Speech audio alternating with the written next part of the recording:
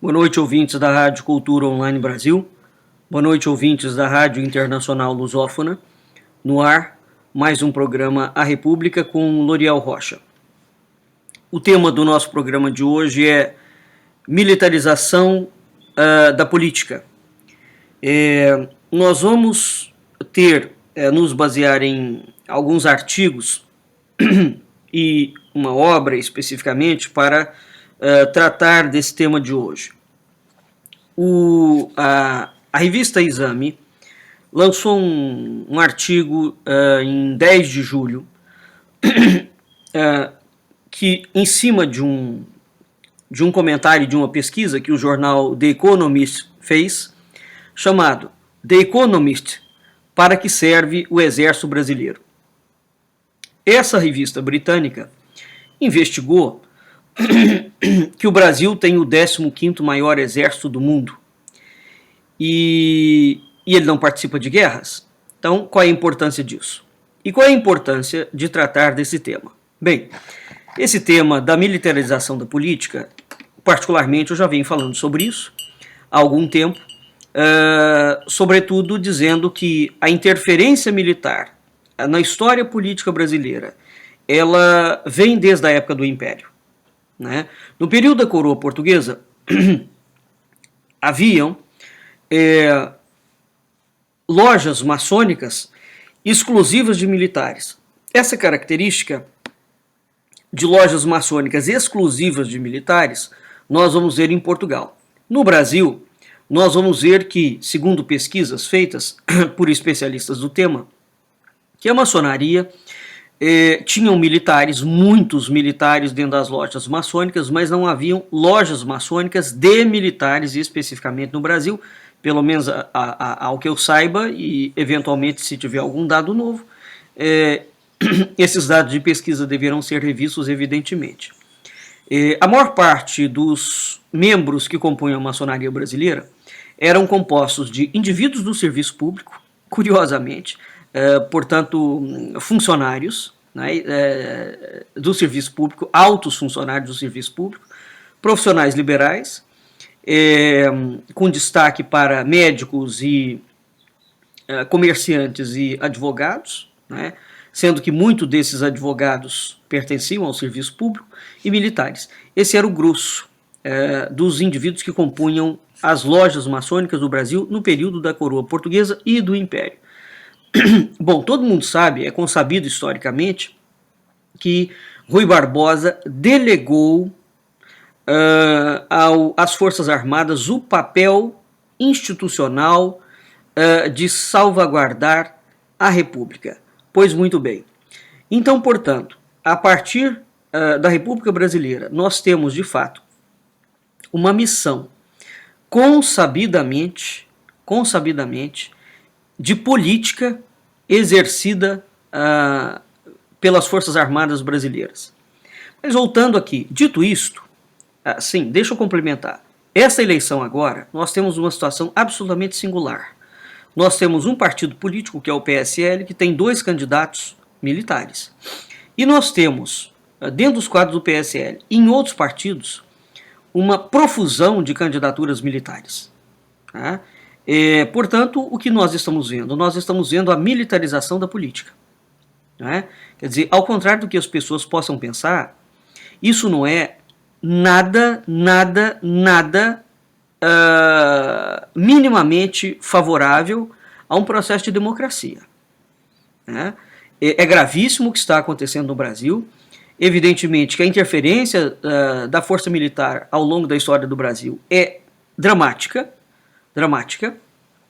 mas agora nós chegamos a um ponto que verdadeiramente a situação tornou-se, ao menos para mim, criou um contorno histórico incontornavelmente antidemocrático. Né? Portanto, há no cenário, no céu do Brasil, um apontamento claro para uma estrutura que nos levará a um totalitarismo dentro da política. Né? Muito bem, esse programa de hoje tem a finalidade de discutir sobre os processos políticos nos partidos militares do Brasil.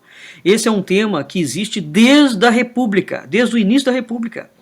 Curiosamente, esse assunto não é trazido à baila para a população brasileira, né? O brasileiro tem um completo desconhecimento. Então, quando The Economist, quando essa revista inglesa, britânica, faz um inquérito e apresenta um gráfico, um estudo extremamente elaborado sobre o exército brasileiro, quer dizer, o Brasil tem o 15º maior exército do mundo e o Brasil gasta mais com defesa do que o Estado de Israel. É curioso, né? É claro que o tamanho do Brasil não diz respeito ao tamanho de Israel, mas se o Brasil tivesse aplicado no seu exército a inteligência que Israel aplica ao seu exército, evidentemente nós teríamos um outro cenário. Então, o que está acontecendo? O Brasil não tem inimigos militares há séculos. Aliás, o Brasil nunca teve inimigos militares, né? O Brasil teve... A coroa portuguesa tinha não inimigos militares propriamente dito, porque isso era resolvido em outras paragens, mas assim, houve ataques de outros países, inimigos militares, o Brasil nunca teve. Então, o que está por trás do negócio, né?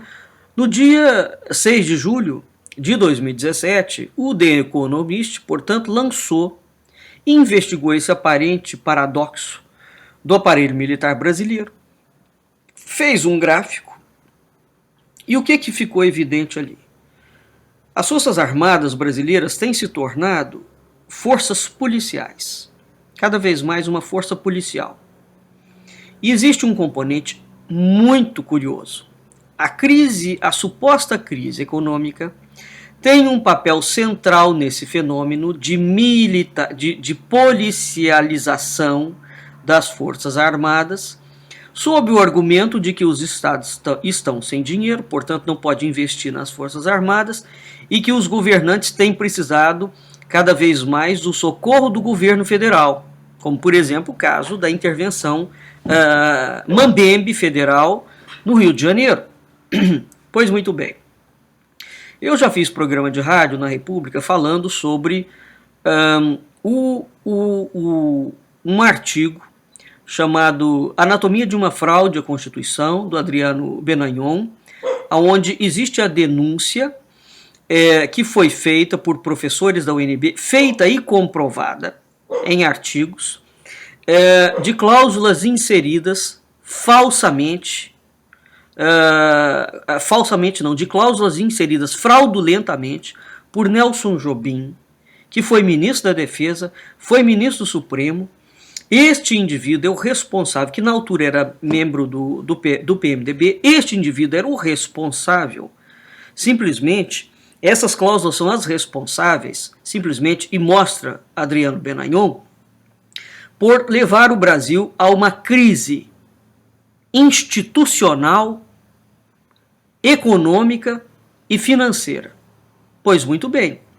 Então isso foi feito na Constituição de 88. Curiosamente, o José Sarney, que na altura era o presidente, eu também já falei sobre isso, o José Sarney, quando viu aquela Constituição, falou: isso vai quebrar o Brasil, isso vai levar o Brasil a um descalabro completo, isso vai fulminar as instituições brasileiras. Vamos nos lembrar que nós estamos saídos, o Brasil está saído do regime militar, não é? Então como é que uma suposta redemocratização, um partido que teoricamente era o partido que combatia os militares, o MDB, do tão proclamado Ulisses Guimarães, que em altos brados disse que era a Constituição Cidadã, que é uma Constituição comunista, não é?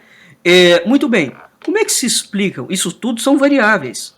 Como é que nós lidamos com essas variáveis? Dentro de um cenário mais amplo. Quer dizer, veja que nós saímos do plano político e estamos inseridos em outro esquema. É isso que é preciso entender. Pois muito bem, o que isso tem a ver com a entrevista, com o artigo da revista britânica? Tudo. Ora, não se investe nas Forças Armadas porque não tem dinheiro. Não tem dinheiro porque o Estado está quebrado. Mas o Estado foi preparado para ser quebrado desde 1988. Curiosamente, todos os candidatos nessa eleição ilegal, agora, do golpe que o judiciário está dando, né, todos os candidatos estão dizendo que para resolver o problema do Brasil, gravíssimo, econômico, institucional, eles precisam de refundar o Brasil, de fazer isso, de fazer aquilo. Também já fiz semana passada um programa sobre o livro do senhor Fernando Henrique Cardoso chamado Crise e Reinvenção da Política no Brasil, onde toda a cantilena de todos os candidatos, inclusivamente Jair Bolsonaro, onde ele é um ex-militar e tem um ex-militar como vice-presidente, todos eles estão defendendo as mesmas pautas neoliberais e liberais que o Fernando Henrique Cardoso está apontando nessa obra dele. Pois muito bem, o que é preciso entender é o seguinte: o Brasil está quebrado, mas é incontornável, ninguém questiona que o Brasil está quebrado. É só um beócio. O Brasil está quebrado. Ninguém questiona que há uma crise institucional no Brasil. O fato é o seguinte: as cláusulas inseridas por Nelson Jobim simplesmente foram projetadas para levar o Brasil ao caos. Quer dizer, antes da Constituição ser aprovada, o presidente na altura, repito, José Sarney, falou isso claramente, e o criminoso do Ulisses Guimarães, o PMDB é um partido egresso do Partido Comunista Brasileiro. O PMDB é um partido comunista. Eu já fiz Conselheira K sobre isso, já fiz post sobre isso. Né? Quer dizer, você tem um partido comunista que teve um prócere, né, que foi simplesmente o sujeito que fez de conta que lançou a Constituição brasileira. Né? O senhor Ulisses Guimarães criou uma sequência de manobras naquela altura para descredenciar a fala do Zé Sarney. Né? O Miguel Reale, o pai, não o filho, que participou naquela altura na elaboração da Constituição, o Miguel Reale também tem um livro, eu já fiz programa sobre isso também. Também tem um livro que aponta claramente os crimes e as palavras que foram inseridas para gerar um gap futuro para a futura Constituição socialista. Quer dizer, há indivíduos que estão falando nessa coisa. Percebe? Bem, então veja, as Forças Armadas não, a priori, não têm função civil, no sentido de que elas não podem ser utilizadas como instrumento democrático, né, no sentido de entrar na política.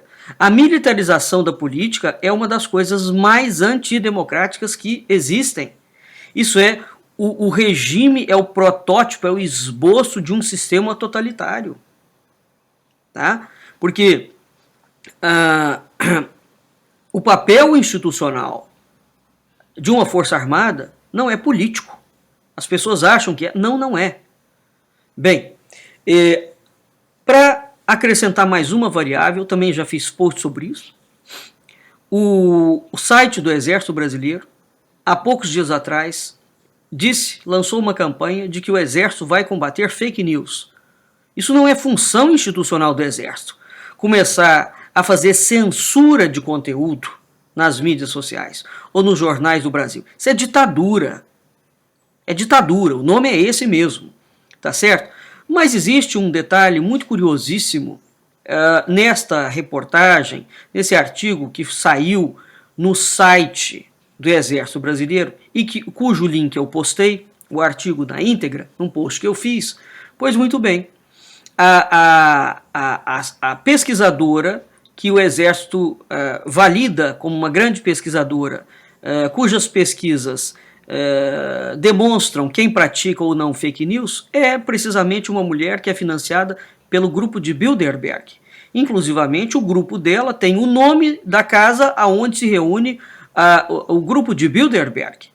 Pois muito bem, já não bastasse essa bizarrice, a instituição que o artigo publicado no site do Exército aponta como sendo a instituição brasileira que o Exército convalida como sendo a instituição válida para abalizar quem fala ou não fake news, é ligada ao PT, a Fundação Perseu Abramo. Bom, nós estamos diante, portanto, de algo que é simplesmente uma situação que ultrapassa o paroxismo.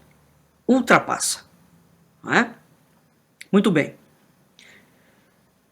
Então vamos voltar aqui. Ora, sob o argumento de que o Estado está falido, o Estado não está falido, o Estado foi falido. Mas sob esse argumento, as Forças Armadas têm se tornado forças policiais, criou uma fraude, não é? No esquema de segurança pública. Bem, embora, então, os governos tenham solicitado um socorro federal. 20% dos pedidos de patrulhamento, embora 20% sejam atendidos, segundo essa reportagem, os soldados do Exército passaram em média 100 dias em operações na cidade. Isso é mais do que a média dos 9 anos anteriores juntos. Então nós estamos aqui diante do quê? Nós estamos diante de um desvio de função. Esse desvio de função, de acordo com a revista, não parece desagradar os brasileiros. Por quê? Aqui é que entra uma outra pegadinha muito curiosa. Os militares vêm sendo trabalhados, a propaganda política da instituição vem sendo trabalhada há décadas. Isso não é por conta da candidatura de Bolsonaro, hein? Bolsonaro tem nada a ver com isso. A instituição tem sido trabalhada há muito tempo como a instituição mais confiável do país. Os soldados são vistos como honestos, como gentis, como competentes, etc, etc, etc. Bom, isso é simplesmente, flagrantemente uma mentira, porque às vezes que o exército brasileiro que as Forças Armadas brasileiras botaram a mão no Brasil para dirigir o Brasil, foi um caos completo. Né? Vamos dizer, no período do regime militar, o Brasil cresceu 8%. Cresceu sim, se endividando barbaramente, porque depois que acabou o regime militar, não é? Nós temos dois componentes aqui. O Brasil cresceu barbaramente, cresceu estatizando. O governo militar criou mais estatais do que o governo do PT, para a gente ter uma ideia. Não é? Então o governo cresceu a 8% da seguinte forma: ele estatizou a economia nacional, não é? E ele fez dívidas homéricas em todos os bancos internacionais. Dívida essa que explodiu no colo dos governos civis futuramente. Não foram os governos civis que fizeram aquela dívida homérica. Isso é resultado da política econômica do período militar. Né? Agora, que o país estava, digamos, tranquilo, claro que estava, em todos os aspectos. Ninguém divulga. Agora, não estava por conta dos militares, não. Estava porque o Brasil vivia um outro momento. Era uma outra época. Não é? Então, até que ponto aquilo ali foi, de fato, por conta da atuação militar? Né? Até isso tem sido escamoteado. Bem, voltando à questão aqui, nós temos, portanto, um desvio de função. De acordo com essa revista, esse desvio de função não parece desagradar os brasileiros. Por quê? Por conta disso. Tem sido trabalhado, paulatinamente trabalhado, sorrateiramente trabalhado, a ideia de que os militares são uma instituição confiável. São, como ninguém discute isto. É uma instituição confiável para exercer o seu papel, a sua função de militar. Ela não é uma instituição confiável para entrar dentro da política, não. É preciso separar alhos de bugalhos, não é? Então, o que está acontecendo é o seguinte: os soldados brasileiros vão se adaptando a novas funções. Né? Existe um centro de treinamento em Campinas, São Paulo, onde eles testam bomba de gás lacrimogênico para usar em protestos, etc, etc, etc. Usar militares em funções policiais já tem um risco. Agora, quando os soldados, né, começam, além de função policial, ser utilizados na política, aqui nós temos um problema muito grave. Então, essa reportagem, esse artigo do The Economist alerta que a confiança irrestrita nas Forças Armadas é antidemocrática. E não é só eles que alertam, não. Todos os estudiosos do mundo. Isso é um componente gravíssimo. Todos os regimes totalitários são mantidos exatamente porque eles têm uma estrutura de força militar. Quer dizer, não adianta esse pensamento idílico de que as instituições militares são magníficas. Não é dessa forma que se pensa a estrutura e a manutenção, digamos, de um regime democrático. não é? Bem, o que nós temos? Uma coisa é usar os militares como um recurso emergencial. Outra coisa é você transformar esse recurso emergencial numa presença cotidiana. Fazendo, portanto, um desvio de função militar e colocando militares para entrar na política, que inclusivamente vai contra a própria legislação deles. Muito bem, o que vai acontecendo? Quando você vai trabalhando a ideia de uma instituição militar como a mais segura, a mais valorosa, a mais tudo, a defensora e a mantenedora dos valores pátrios e dos valores de família, desde quando o exército tem que se meter com valor familiar? O exército não tem que se meter em valor familiar. O exército não tem que ditar para a nação brasileira qual é a religião da nação brasileira. O exército não tem que ditar para a nação brasileira qual é o papel institucional da família. Isso não é função das Forças Armadas. Desculpe, não é só do exército, não. Isso não é função das Forças Armadas. Tá certo? Nós estamos tendo um gravíssimo desvio de função.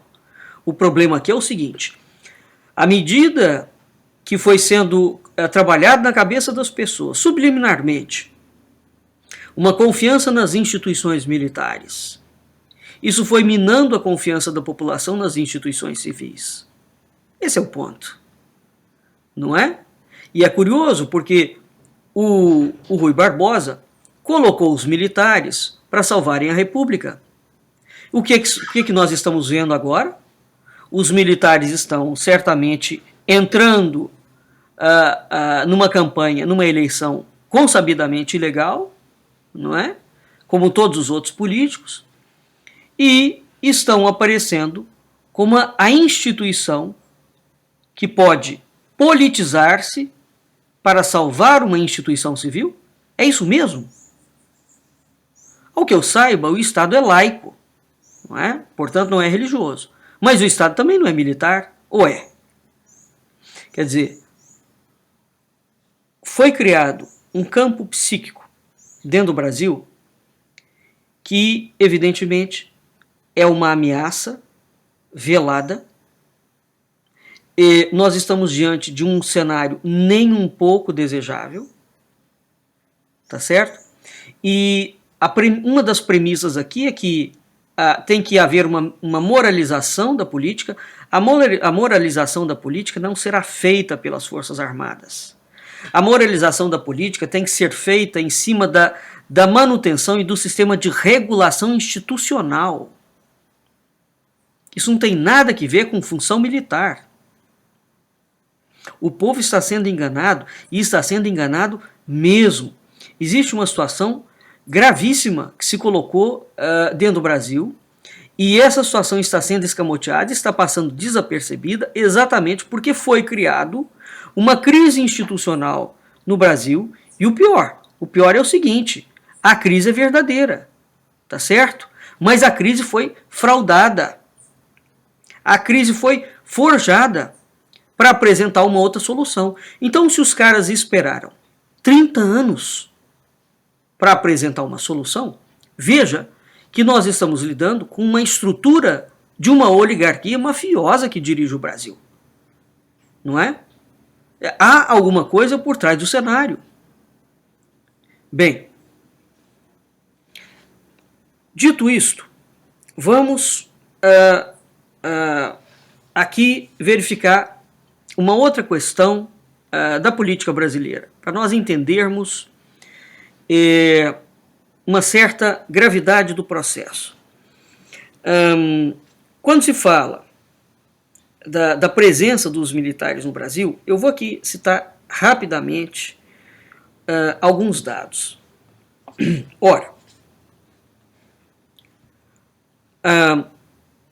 o primeiro império, a declaração do império, foi feita pela maçonaria. Muito bem, até ali as forças militares têm um papel, mas têm um papel secundário. Ora, esse papel secundário começa a se aprofundar no Segundo Império. Agora, ele vai se aprofundando de tal forma a ponto de produzir a derrubada do Império, em 1889. E aí vem alguns discursos mentirosos dizendo que Dom Pedro II foi derrubado porque havia uma briga entre militares que disputavam uma amante. Ora, tenha santa paciência, não é? Pelo amor de Deus. É claro que não é verdadeiro isso. A maçonaria, desde que deu golpe de Estado em Portugal, em 1822, aquele golpe de Estado já era para fracionar o Brasil em 200 mil republiquetas. Eles não tiveram como, porque eles acabaram tendo que optar por uma solução para não parecer que era um golpe de Estado. Foi exatamente o inverso. Para não parecer que é um golpe de Estado, eles optaram pela manutenção da mesma dinastia de Bragança, portanto, da mesma linhagem. Dom Pedro I, Dom Pedro, o príncipe regente, é filho do rei. Então, se você mantém o filho, não fica evidente que nós estamos diante de um golpe de Estado. Foi só isso. Não foi nada além disso. Tá? Mas desde o momento que Dom Pedro foi entronizado, o projeto já foi desenhado para criar um Estado totalitário. Ora, se o projeto foi desenhado para criar um Estado totalitário, é porque esse Estado totalitário não existia em Portugal, não existia mesmo. Aqui entra a função de um poder moderador. Tá? Poder moderador desse que foi concebido pelo senhor José Bonifácio, que é simplesmente, eu já falei isso várias vezes, o autor da fraude do golpe de que o Brasil foi colônia de Portugal, é José Bonifácio, exatamente o autor da fraude que legitimou, ou seja, que entregou para a maçonaria o argumento central para levar o Brasil a fazer o golpe de Estado contra a coroa portuguesa. O anacronismo da situação é tão bizarro que é o seguinte: Dom Pedro I era o herdeiro presuntivo da coroa. A troco do quê? Que o príncipe regente dá um golpe na coroa da qual ele era herdeiro. Ele era herdeiro da coroa do Brasil e ele era herdeiro da coroa de Portugal e ele era herdeiro do Império Ultramarino português. Por que razão ele vai dar um golpe na sua própria coroa? As pessoas não raciocinam minimamente sobre as coisas, não é? Quer dizer, essa situação não é explicada. Bem, quando foi dado o golpe, foi desenhado, portanto, uma Constituição, né, onde tinha um quarto poder, chamado poder moderador. Quando nós vamos estudar esse poder moderador, é claro que o poder do imperador, comparado com o poder do presidente da República do Brasil hoje, o poder do Michel Temer, poder moderador naquela época era quase que uma brincadeira de criança. Né? Porque o presidente da República do Brasil, há muito tempo, ele tem muito mais poderes do que todos os ditadores do mundo. Tá? Nenhum monarca absolutista, e Portugal nunca teve monarquia absolutista, isso é outra mentira. Outra mentira. Né? Portugal nunca teve monarquia absolutista. Então, cria-se uma monarquia fake absolutista, porque essa monarquia, a partir de 1822, ela tem um poder moderador, ela é uma monarquia sem coroa e ela é uma monarquia sem cortes. Portanto, o título de imperador aqui é meramente um título fictício. O Brasil não é um império. O Brasil não é uma monarquia. Aquilo ali é uma fraude histórica. Tá? Eu já fiz inúmeros posts sobre isso, já fiz vídeos também sobre isso. Pois bem, o que acontece, como eles tinham optado para não dar nas vistas de que era um golpe de Estado, em manter o Bragança, portanto, o filho do rei, na continuidade da monarquia fake que eles criaram, o golpe não pôde ser efetivado. E as forças que lutavam naquela altura, as forças maçônicas que lutaram naquela altura pelas disputas do poder, não é? Tiveram que aguentar o tranco durante um tempo. Bem, essas forças foram se rivalizando ao longo do tempo, a coisa foi ampliando, outros setores militares foram se chegando com essas forças, até que nós vamos ter a derrubada do Império. Né? A derrubada do Império em 1889.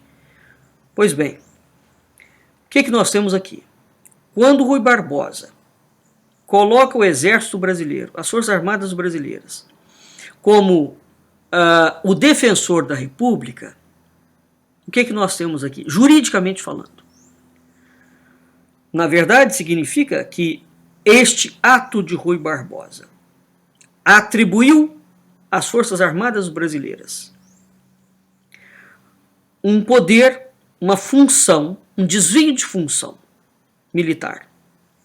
E as Forças Armadas Brasileiras adquiriu o foro do poder moderador brasileiro. Porque, veja, vamos analisar a lógica. O que era o poder moderador? Tem algum problema entre os constituintes, entre os partidos, o poder moderador interfere, não é? Entre aqueles partidos políticos, dissolve todo mundo, convoca nova Constituição, bababá, bababá. Muito bem. É isso. Então, o poder moderador é um poder que está colocado ali exatamente para manter o império vivo. Deu problema no império, ele aniquila quem está dando problema e mantém o império vivo. Isso é que é o sistema constitucional, né? O sistema parlamentarista, por exemplo. Parlamentarismo é o suprassumo do consumo do socialismo, exatamente por conta disso. O socialismo vai sendo mantido, porque deu problema, digamos, no gabinete do primeiro-ministro, dissolve o primeiro-ministro, dissolve o gabinete, não é? E o sistema continua. Veja que toda a Europa, que entrou num processo gritante de defraudamento do seu curso histórico e cultural, foi exatamente feito exatamente em cima dessa ideia, quer dizer, que são as monarquias parlamentaristas.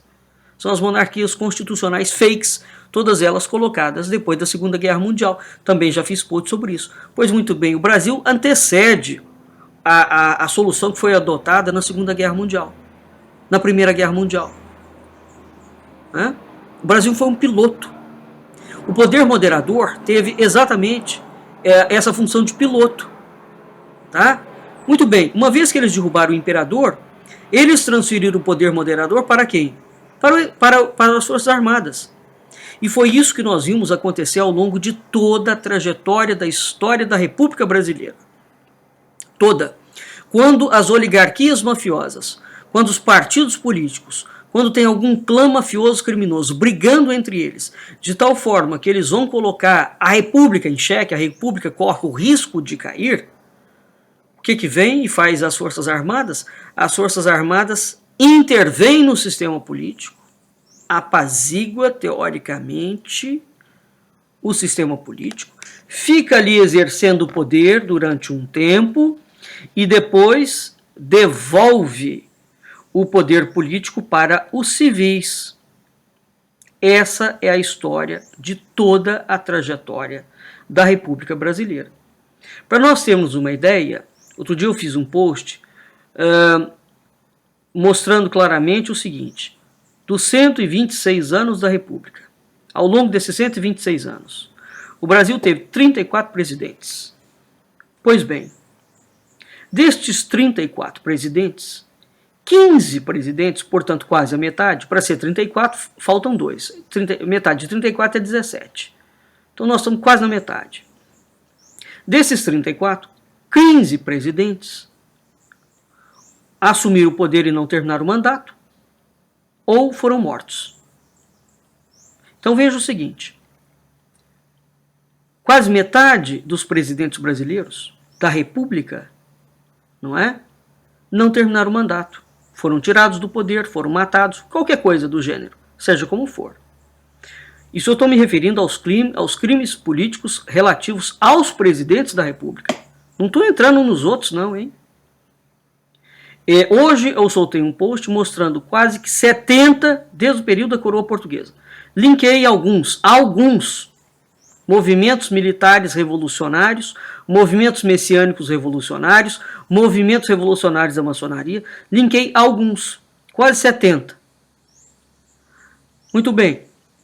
O que eu quero dizer com isso? Se de 34 presidentes da história da República, 15 não terminam o mandato, isso nos dá uma ideia de que a história política do Brasil é absolutamente diferente da verdade, da realidade que nos contam. Absolutamente diferente. Se nós temos quase que 70 revoluções, em um nível X de tempo, isso mostra também que a história sociocultural, política do Brasil é absolutamente violenta. Agora, como é que nós não ficamos sabendo disso? Como é que essas coisas não vão para os bancos escolares? Porque não interessa. Evidentemente. Não interessa contar a história brasileira. Não é? A história como ela é. Aqui eu vou dar mais uma leitura de como o poder moderador militar atuou na história brasileira. E o nosso programa está praticamente chegando ao fim. Então, em 1889, foi decretado, né, a República. Pois bem, ao longo, então esse poder soberano moderador foi transferido para as Forças Armadas, e quem fez essa transferência legal foi precisamente Rui Barbosa, que depois, antes de morrer, disse-se absolutamente arrependido. Ora, como é que nós vemos isso? As Forças Armadas brasileiras, o Exército Brasileiro, ele tem estado presente em todas as reviravoltas da história nacional. E ele tem apresentado um peso determinante nos períodos de crise. Ele apazigua as brigas entre as facções criminosas e depois ele devolve o poder para uma das facções que brigou. Esse é o ponto. Vamos lembrar aqui. Foi exatamente o exército de Deodoro da Fonseca e de Floriano Peixoto que deu o golpe da República, não é? E que instaurou a República em 1889. E mais, que dirigiu a República, não é? Até a chamada República Velha. Antes de entregar a direção da coisa pública aos civis, foi esse mesmo exército que deu fim à República Oligárquica em 1930. Então, praticamente todos os presidentes da República Velha são militares. Eles deram o golpe e controlaram a República Velha durante quase toda ela. Muito bem, o que vai acontecer? Aí nós temos, teoricamente, né, uma revolta tenentista em 1930, militar de novo. Militar de novo. A revolta é tenentista, ela é militar. Então, teoricamente, os militares entregam o poder aos civis em 1930, porque Getúlio Vargas não é militar. Mas vamos lá. É precisamente em 1937 a instauração pela força de Vargas da ditadura centralizadora do Estado Novo de Getúlio Vargas. Quem está por trás disso? O Exército. Foi o Exército que sustentou essa experiência autoritária do Getúlio Vargas até 1945. Foi o Exército, por sua vez, que depois Vargas e estabeleceu, teoricamente, um regime democrático. Né? Então, eles apareceram sempre como fiadores da ordem e do progresso. Eles vão se opor, digamos, ao totalitarismo entre 45 e 61. Nós temos uma crise ali na década de 60. Né? A partir de 64, nós temos de novo os militares de volta ao poder, como autoridade legitimamente eleita. Né? Agora, nesse interregno, nós temos o seguinte. Em 1955, eles voaram ao encontro da Constituição.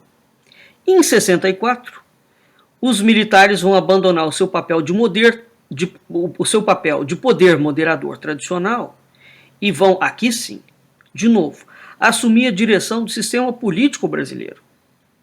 Vai ficar até 85, teoricamente eles vão entregar, não é? De novo, mesmo esquema, vai entregar o poder aos civis.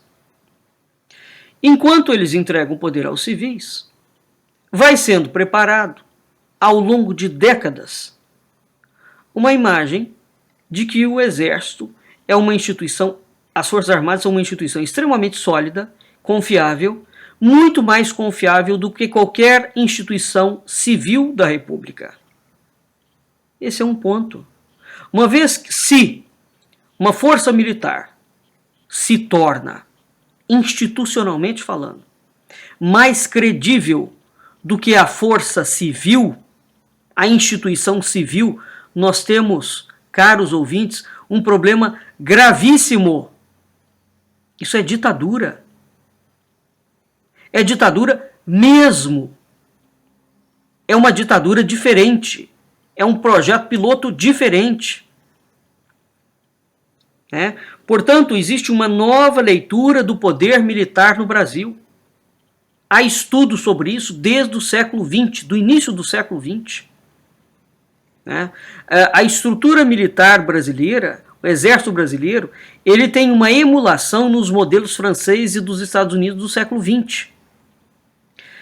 Deixa eu aqui voltar à Revolução de 30 para nós termos uma ideia. Ora, o que vai acontecer? Existe um general, homem que pouquíssima gente fala nele, que é o Pedro Aurélio de Góes Monteiro, o general Góes Monteiro. Esse homem, a atuação dele foi decisiva para o estabelecimento das bases militares do Estado Novo, portanto de 37 a 45. Todo mundo sabe que Getúlio Vargas era nazista. A Constituição do Vargas é inclusivamente baseado no nazismo e no fascismo. Na Carta del Lavoro, a Constituição é eugenista, é uma bobageirada só. É o Vargas que cria a CLT, que é isso que explode o Estado em grande medida. Muito bem, as ideias do Góes Monteiro e as ações são elas que vão conduzir o processo que vai fazer do Exército Brasileiro de uma instituição politicamente dividida, teoricamente dividida desde as rebeliões dos anos 20, até uma organização dotada de uma doutrina unificadora com demandas próprias, aonde vai entrar um papel preponderante nos chamados clubes militares, cuja força nós estamos vendo agora,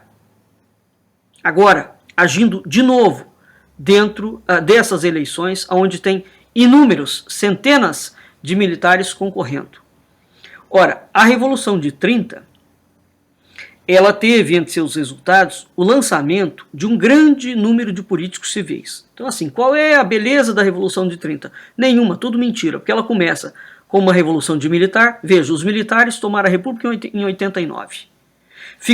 Conduziram a República Velha inteira. Depois, evidentemente, chega um momento que eles têm que fazer de conta que estão entregando o poder, entrega o poder. Aí vem a Revolução de 30. Essa Revolução de 30 eram uns tenentes de baixo calão, de baixa hierarquia.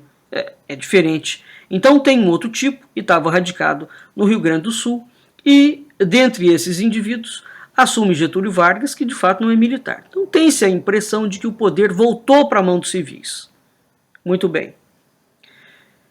Esse poder que voltou para a mão dos civis vai permanecer umbilicalmente ligado aos militares. São os militares que apoiam a ditadura do Getúlio Vargas, mantêm a ditadura do Getúlio Vargas. Ora, a consolidação no âmbito militar, no nível de uma percepção imediata, vai acontecer a consolidação do prestígio do grupo dos tenentes, que é originário das rebeliões dos anos 20. Esse grupo, entretanto, deve seu prestígio, à sua atuação política. Não deve ser o prestígio à sua atuação militar. Então, no meio militar, vai surgir uma figura importantíssima para nós entendermos o desenho do Brasil de hoje, que é exatamente o general Góes Monteiro. Esse indivíduo foi um personagem ativo nos momentos do período, para muitas apreciações. Ele foi uma figura decisiva, um homem de uma inteligência fora do normal, um profundo conhecedor da história militar, alguém que vai ser considerado sempre como um eterno candidato à presidência da República, mas esse homem é exatamente um personagem que agiu nos bastidores e que colocou um processo de transformação sofrido pelo Exército Brasileiro absolutamente conectado com a sociedade. Ou seja, ele transforma o Exército como um ator decisivo da realização de um projeto social.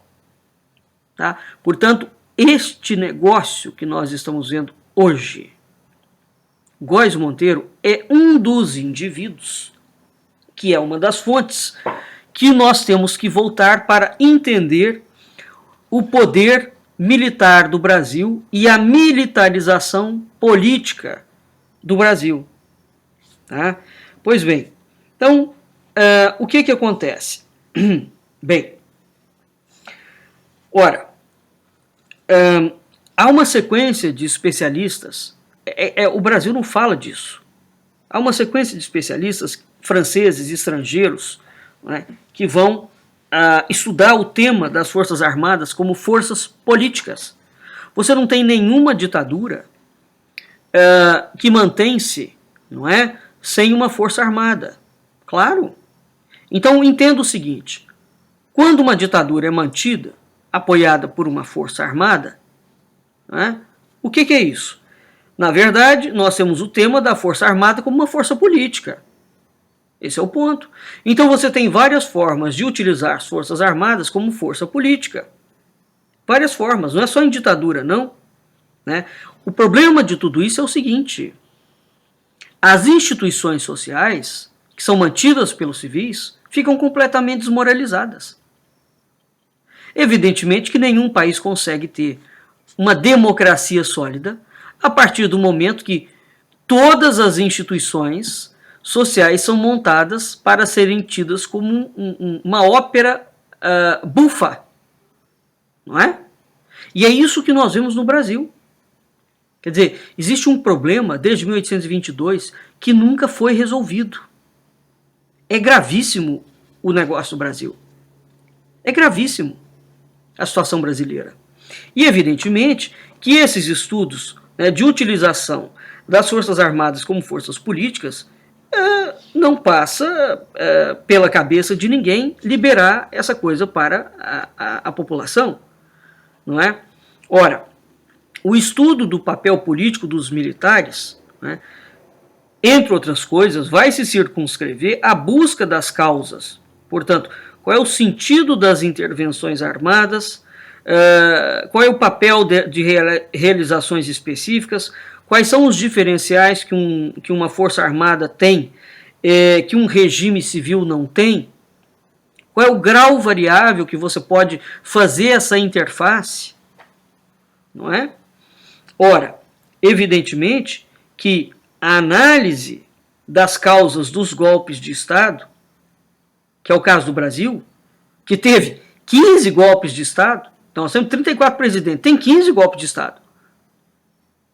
Portanto, neste tipo de situação, as Forças Armadas constituem um ator permanente da vida pública brasileira há mais de um século. Esse cenário inédito, absolutamente bizarro. Nós não temos nenhuma força armada de nenhum lugar do mundo, de um país que se diz democrático, aonde as Forças Armadas intervêm full time na política brasileira, como um poder moderador.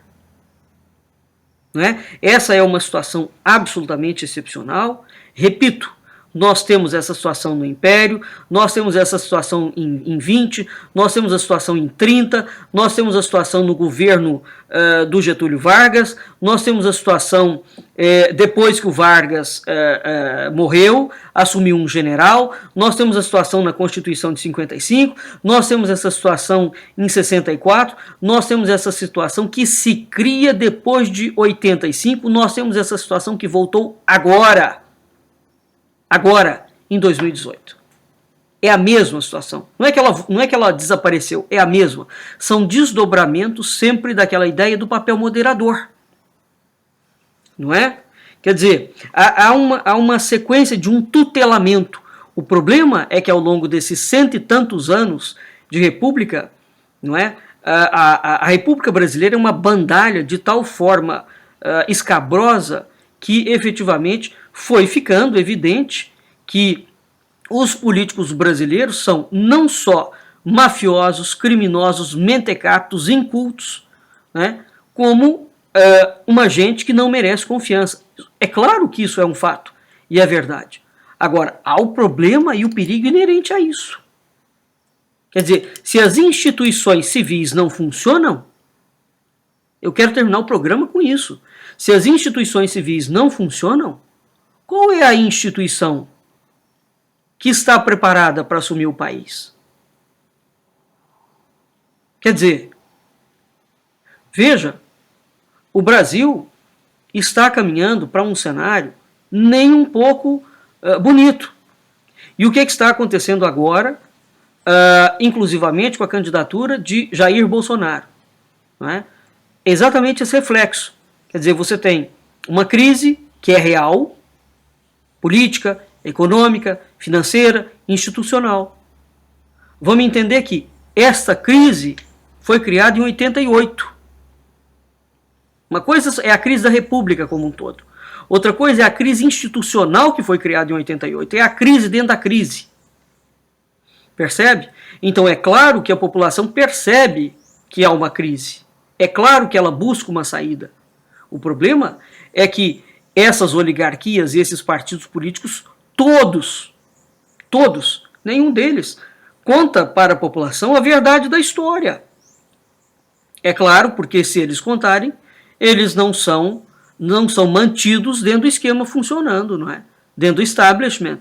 Eles são ejetados do establishment. Mas essa é a realidade brasileira, não é? Então, o Brasil foi sendo feito com esse poder moderador militar uma espécie de experimento dentro da democracia. Existe uma obra clássica de Thomas Skidmore, chamado Política no Brasil, um experimento na democracia. Isso foi lançado em 1967 pela Oxford University. Muito bem. Então, essa obra do Thomas Skidmore, Política, 1930-1964. Um experimento na democracia. Essa obra de Skidmore coloca, por exemplo, exatamente essa característica de você ter uma estrutura militar tutelando poderes civis invisivelmente. Invisivelmente. E aqui que eu venho falando sobre isso há muito tempo. Os intervencionistas, por exemplo, eu sofri muitas investidas furiosas de intervencionistas porque eles acham que eu sou contra a intervenção militar. É evidente que eu sou contra a intervenção militar. Todas as vezes que os militares intervieram na história do Brasil, ficaram um tempo, não é? E quando eles entregam o poder para outra facção que dirige o Brasil. E o pior, quando nós vamos analisar o gráfico histórico, não é, do Brasil, ao longo de toda a trajetória da República, o Brasil, independentemente de nós estarmos em governos militares ou civis, o processo de socialização do Brasil foi contínuo. O processo de estatização do Brasil foi contínuo. Portanto, há uma agenda suprapartidária de socialização do Brasil. O Brasil está submetido a um experimento laboratorial. Esse experimento laboratorial é muito maior do que nós podemos pensar. O Brasil tem sido modelo para a ONU, para a Unesco, para a OTAN, para várias coisas. Modelo de quê? De quê? O que está sendo desenvolvido dentro do Brasil que dá resultados fantásticos e que a gente não vê esses resultados na prática? Pois muito bem, é esse modelo de experimentação gestado, comandado de fora do Brasil por uma estrutura internacional que manda nas oligarquias brasileiras. Agora, no frigir dos ovos, o que nós temos? Nós temos a realidade de que, para além do poder político de civis, as Forças Armadas brasileiras são e intervêm na política brasileira como uma força política. Então existe alguma coisa que se chama de partidos militares. E é preciso entender o que é isso. Tá? Há um discurso monolítico. As Forças Armadas têm uma estrutura hierárquica muito bem colocada. Né? Tem disciplina, tem hierarquia, há uma verticalidade. Um partido político civil não tem disciplina, não tem hierarquia, não tem verticalidade. Agora, o que eu quero para encerrar o nosso programa é deixar aqui estabelecido para vocês o seguinte: há duas estruturas políticas brasileiras. Duas. Uma é militar e a outra é civil. Então, isso que nós estamos vendo acontecer agora, nessas eleições, isso sempre aconteceu ao longo da história do Brasil. Mas nós temos, evidentemente, variáveis novas nessas eleições, que é a quantidade de militares, variáveis essas que foram sendo criadas ao longo de décadas e ao contrário do que estão falando para o povo brasileiro. Essa quantidade de militares tomando conta da política brasileira não tem nenhuma relação com a candidatura de Jair Bolsonaro. Nenhuma. Esse projeto já estava vindo há muito tempo. Tá? Há muito tempo. Portanto, há uma tradição anti-política brasileira, anti-civil, que está sendo desenhada no horizonte da nação. A situação é grave. E por que o povo não vai entender a gravidade? Porque foi programado a crise da instituição. Mas vamos entender o seguinte: por mais que as instituições civis estejam defraudadas, o caminho a ser seguido é o caminho da refundação das instituições. Certo? Se elas estão ruins, tem que refazer. O caminho não é passar o controle da vida da nação, né? Não é passar o controle da vida dos civis para a instituição militar. Ela pode ser linda, bela, maravilhosa, magnífica, impecável, perfeitíssima. Militar tem que ficar no lugar dele. E o lugar dele não é dentro da política, mandando na política. Tá?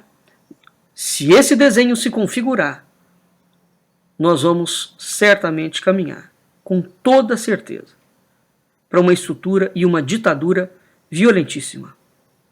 Né? Muito bem. E uma ditadura mascarada de república. Este é o problema do Brasil. As coisas aqui são feitas de uma forma ladina e subterrânea, para nunca deixar transparecer ao povo o que é que de fato está sendo feito. Então, o meu pensamento, dentro dos meus estudos de história, é exatamente esse. Vou repetir. A instituição civil está péssima? Está.